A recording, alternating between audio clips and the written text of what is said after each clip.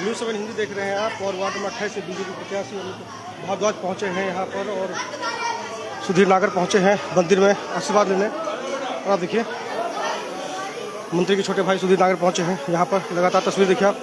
अमित भारद्वाज भी मौके पर मौजूद हैं और यहाँ की जनता है, कॉलोनी की जनता है, वोट मांग रहे हैं। और यहाँ पर भंडारे का आयोजन किया गया है और भंडारे का आयोजन किया गया है यहाँ पर। तस्वीर देखिए। प्रहलाद जी, क्या कुछ कहेंगे, कैसा माहौल है? माहौल बहुत अच्छा चल रहा है। आज राम शिवरात्रि है, उस पर आज यहाँ बहुत विशाल भंडारा हुआ है।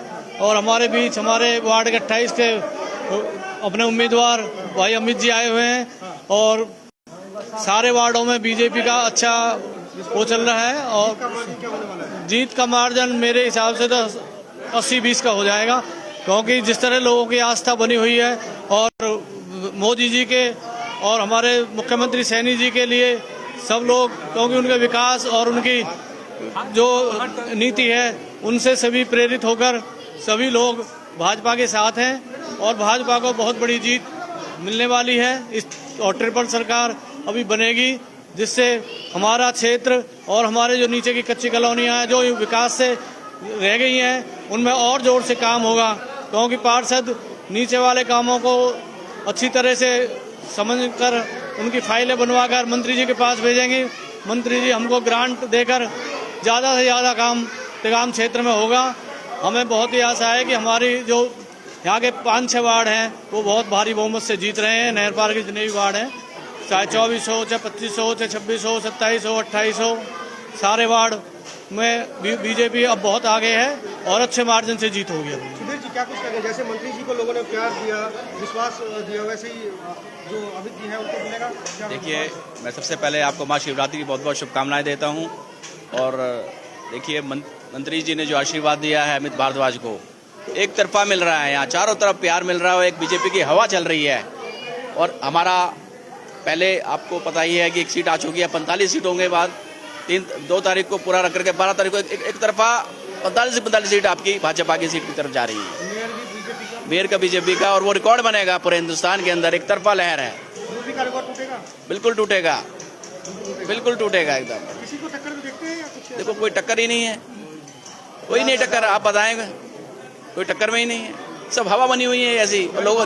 लोग जान चुके हैं भाजपा को कि आप लहर में जो मोदी जी हैं, नायब सिंह सैनी है, ऐसे मुख्यमंत्री कभी आए नहीं, कभी हमने तो नहीं देखा लाइफ में। वो काम करने वाले जो राजू, चाहे छोटा हो चाहे बड़ा हो, कोई सेल्फी ले रहा है, कुछ ले रहा है, बिल्कुल डाउन टू अर्थ हैं और काम करने वाले हमारे मुख्यमंत्री हैं। ऐसे ही हमारे विधायक मंत्री जी हैं। और हम आगे आप अमित भारद्वाज को देखोगे, निर्दलीय जो उम्मीदवार हैं वो कह रहे हैं बाहर से हैं, वो अमित भारद्वाज। देखिए जी, बाहर से कहाँ है? ये चाचा है, वो भतीजा है, चाचा ही भतीजा है, भतीजा चाचा है, तो कहाँ से बाहर के हो गए? तो कहने को ये तो कुछ भी कोई कुछ कह सकता है। कोई आस पड़ोस में सब एक नगरी है। बहुत बड़ी टिप्पणी की है निर्दलीय उम्मीदवार ने, कहा है कि जब विधायक का स्थायी कार्यालय नहीं वहाँ बैठता नहीं है तो ये पार्षद कहाँ से बैठे? देखिए, ऐसा है, जो बोलने को तो कुछ भी बोल सकते हैं, ऐसे हम भी बोल सकते हैं, लेकिन ऐसा कुछ नहीं है। वो काम करने वाला है, आपके सामने है। और ये भी खुद पार्षद है, समझ लो। वो बना तो चाचा बना तो भतीजा बन गया, भतीजा में चाचा बन गया। तो लगा के आप आधी रात जो ऑफिस है इनके वहाँ पर स्टैंप लगी रहेगी, कभी भी लगवा हुआ। कार्यालय खोल चुके हैं और वो परमानेंट रहेगा और बालाजी के अंडर में रहेगा। तो कोई ऐसा नहीं है कि कुछ अलग है। तो यहाँ काम करने वाले, पढ़ा लिखा, आज तक वो सॉफ्टवेयर इंजीनियर है। तो मंत्री जी ने देखे, भाजपा ने देखे तो ये पुराना सीनियर कार्यकर्ता है। विकास कार्य की बात करें तो सर, पूर्व में बीजेपी की सरकार रही है, तो यहाँ रुके हुए कार्य देखिए, जो 8 साल में परेशानी रही, कुछ कड़ी थी हमारी डबल इंजन सरकार, बीच में कुछ दिक्कतें थी, कुछ नहीं हो पाया काम। अब सारे के सारे संज्ञान में है। अब आपको 2024 में मंत्री जी ने लगभग 33-34 कॉलोनियाँ पास भी कराई। जो विकास के जो कार्य हैं जो रह गए थे वो भी हो रहे हैं लगभग। अभी मैं जो जानता हूँ कि जो कुछ कॉलोनियाँ रह गई हैं वो जल्दी आपकी पास होती नजर आएंगी। और ये पार्षद है, लगा हुआ है आपके, देखना बनने के बाद तुरंत आपके काम बहुत फ्लो में होने चालू हो जाएंगे। काफी हुआ है। वायरल हो रहा है कि जो अभी प्रोग्राम हुआ था उसमें कुर्सियाँ खाली दिखाई जा रही हैं। देखिए, ऐसा कुछ नहीं है। आपको दिखाया कुछ है, हम आपको दिखा सकते हैं, भरा हुआ है, तो वो ऐसा कुछ नहीं है। और जनता से क्या अपील? जनता से ये अपील करना चाहते हैं हम, भाजपा को वोट दें। अपने हाथ मजबूत करें और हमारी प्रत्याशी मेयर प्रत्याशी हैं अरविंद बत्रा जोशी जी, उनके हाथ मजबूत करें और जो गाँव के जो विकास के जो रह गई हैं जो सारे काम आपको विद इन 6 महीने के अंदर आपको काम नजर होते हैं। सब हमारे संज्ञान में है। बाबा सूरदास का आशीर्वाद आपको मिले? बाबा सूरदास का आशीर्वाद साथ है? जी बिल्कुल, बाबा सूरदास का आशीर्वाद साथ है। मैंने नॉमिनेशन से पहले भी बाबा सूरदास का आशीर्वाद लिया, नॉमिनेशन होने के बाद भी सूरदास बाबा का आशीर्वाद लिया और हमारे कल केंद्रीय मंत्री अरविंद शर्मा जी आए, उनके साथ भी जाकर सूरदास बाबा का आशीर्वाद लिया। तो बाबा सूरदास का और बाबा सूरदास की पूरी नगरी का आशीर्वाद मेरे ऊपर है, सभी मेरे बड़े बुजुर्ग, पूरे गाँव की सरदारी और सिर्फ मैं कहूँगा सारे बच्चे, बूढ़े, नौजवान सभी मेरे साथ लगे हुए हैं। मैं उनका तहे दिल से शुक्रिया अदा करना चाहूँगा। प्रधानमंत्री जी कहते हैं चुनाव में युवाओं की भागीदारी होनी चाहिए, शायद यही वजह की युवा चेहरा। जी मैं आपको ये बता दूं कि क्षेत्रफल के हिसाब से हमारा जो वार्ड है वो सबसे बड़ा है 46 वार्डों में, और उम्र की बात करूं तो 46 वार्डों में सबसे कम उम्र का जो पार्षद प्रत्याशी है वो मैं हूं। तो मैं अपने से ही शुरुआत करूं और मैं आपको बताऊं तो मोदी जी का ये नारा है कि युवाओं को आगे आना चाहिए और क्षेत्र के विकास में भागीदार बनना चाहिए। तो वो मोदी जी की कहावत और कथनी और करनी में कोई अंतर मुझे दिखा नहीं, तो इसलिए मैं कहूँगा कि मोदी जी का ये कथन बिल्कुल सत्य है और उन्होंने वो करके दिखाया है। जीतने के बाद सबसे पहला ऐसा कौन सा काम करना चाहेंगे? जीतने के बाद के लिए हमारे पास बहुत सारे, हमने और हमारे पहला शर्मा जी ने जो पूर्व सरपंच रहे हैं, यहाँ कई साल सरपंच रहे हैं लगातार, तो हमने कई रणनीतियाँ बनाई हैं कि हमें क्या क्या काम करने हैं। सड़कों का जो अहम मुद्दा है, कॉलोनियों की और गाँव की नालियों की सफाई का जो मुद्दा है, कई जगह सीवर ओवरफ्लो है, कई जगह सीवर के ढक्कन खुले हुए हैं, तो बहुत सारे ऐसे मुद्दे हैं। लेकिन मैं कहूँगा काम भी बहुत सारे चल रहे हैं, लगभग 11 करोड़ 66 लाख रुपए के काम जो है सिर्फ तिलपत में चल रहे हैं। तो जैसा मैंने आपको बताया कि भारत एक विकासशील देश है जहाँ जो विकास के कार्य निरंतर चल रहे हैं, और देखिए मैं कहूँगा कि बहुत बड़े बड़े कदम हैं जो वो सिर्फ भारतीय जनता पार्टी ही उठा सकती है।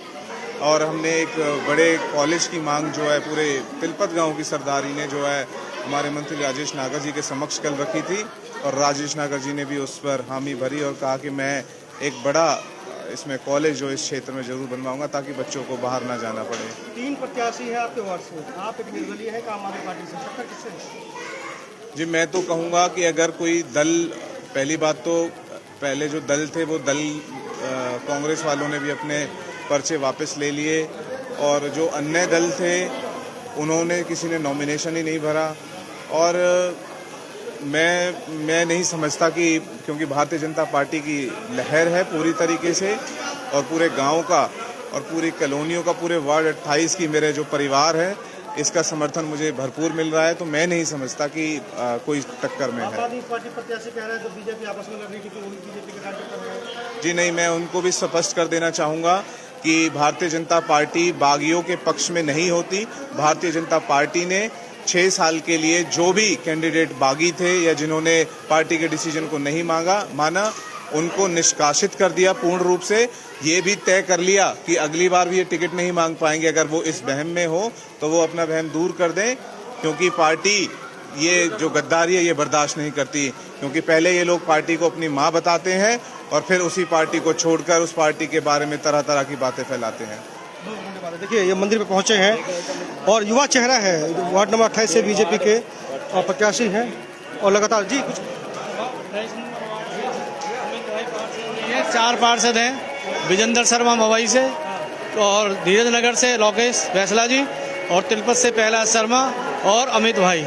हम 4 पार्षद हैं, चारों मिलकर काम करेंगे। हमारे नाम अलग अलग हैं लेकिन शरीर एक है। 5 पांडव कहा जाता है, 5 पांडव 5 हमारी बहन जी जोशी बत्रा जी, 5 भी वो बनेंगे हमारी मेयर। तो सब मिलकर क्षेत्र का विकास करेंगे। कोई ऑफिस यहाँ बना दिया है, परमानेंट रहेगा तिलपत में ही, मेरे मेन रोड पर, किसी तरह की कोई समस्या नहीं है। और मैं सभी सूरदास कॉलोनी वाले जो भंडारा करके प्रसाद जो हुआ है उनका भी मैं दिल से धन्यवाद करता हूँ शिवरात्रि के अवसर पर। और भाजपा एक तरफा आ रही है, कोई संशय नहीं है। 2-3 दिन में जो टर आ रहे हैं उनका आपको पता लग जाएगा, कहीं जमानत भी भारी ना पड़ जाए, बचा नहीं। देख सकते हैं यहाँ पर अमित भारद्वाज मंदिर पहुंचे हैं और यहाँ पर प्रसाद ग्रहण करें भंडारे में, तो कहीं ना कहीं बता दूँ आपको यहाँ पर बीजेपी के प्रत्याशी हैं अमित भारद्वाज और वार्ड नंबर 28 से, और यहाँ पर देख सकते हैं पहुँचे हैं। ऐसी खबर के लिए आप बने रहिए न्यूज़ 7 हिंदी के साथ।